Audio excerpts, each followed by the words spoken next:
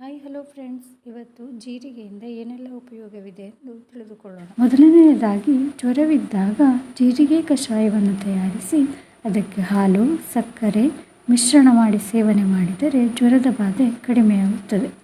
ಬಿಕ್ಕಳಿಕೆ ನಿವಾರಣೆಗೆ ಜೀರಿಗೆಯನ್ನು ಬೆಲ್ಲದೊಡನೆ ಇಲ್ಲವೇ ಜೇನುತುಪ್ಪದೊಡನೆ ಮೇಲಿಂದ ಮೇಲೆ ಸೇವಿಸಬೇಕು. ದಾಹದಿಂದ ಬಳಲುವವರು ಜೀರಿಗೆಯನ್ನು ನೀರಿನಲ್ಲಿ ನೆನೆಸಿ ಸ್ವಲ್ಪ ಸಮಯದ ನಂತರ ಸಕ್ಕರೆ ಸೇರಿಸಿ ಸೇವಿಸಬೇಕು.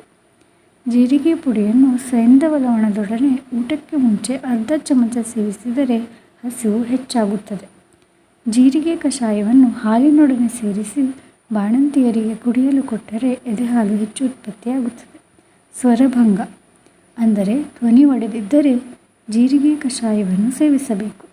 ಅಜೀರ್ಣ, ಅಗ್ನಿಬಾಧೆಗಳಿದ್ದಾಗ ಜೀರಿಗೆ ಪುಡಿಯನ್ನು ಮಜ್ಜಿಗೆಯೊಡನೆ ಸೇವಿಸಬೇಕು. ಜೀರಿಗೆಯನ್ನು ನೆನೆಸಿದ ನೀರನ್ನು ಕೊಟ್ಟರೆ ಮಕ್ಕಳ ಹೊಟ್ಟೆ ನೋವು ನಿವಾರಣೆಯಾಗುತ್ತದೆ. ವಿಷ ನಿವಾರಣೆಗೂ ಇದನ್ನು ಉಪಯೋಗಿಸಬಹುದು. ರಕ್ತದೋಷ, ಗರ್ಭಾಶಯ, ಕುಷ್ಠರೋಗಗಳಲ್ಲಿಯೂ ಇದು ಉಪಯುಕ್ತಕರ ಮೂಲಿಕೆಯಾಗಿದೆ. ಹಾಗೆ ಜೀರಿಗೆ ಪುಡಿಯನ್ನು ಅಕ್ಕಿ ತೊಳೆದ ನೀರಿನಲ್ಲಿ ಕಲ್ಲು ಸಕ್ಕರೆ ಬೆರೆಸಿ ಸೇವಿಸುವುದರಿಂದ ಉರಿಮೂತ್ರ ದೋಷ ಪರಿಹಾರವಾಗುತ್ತದೆ. ಹೀಗೆ ಜೀರಿಗೆಯಿಂದ ಅನೇಕ ಉಪಯೋಗಗಳಿವೆ. ನಿಮಗೆ ಈ ವಿಡಿಯೋ ಇಷ್ಟ ಆಗಿದ್ದರೆ ಲೈಕ್ ಮಾಡಿ, ಕಮೆಂಟ್ ಮಾಡಿ, ಹಾಗೆ ಸಬ್ಸ್ಕ್ರೈಬ್ ಮಾಡೋದನ್ನು ಮರಿಬೇಡಿ. Thank you.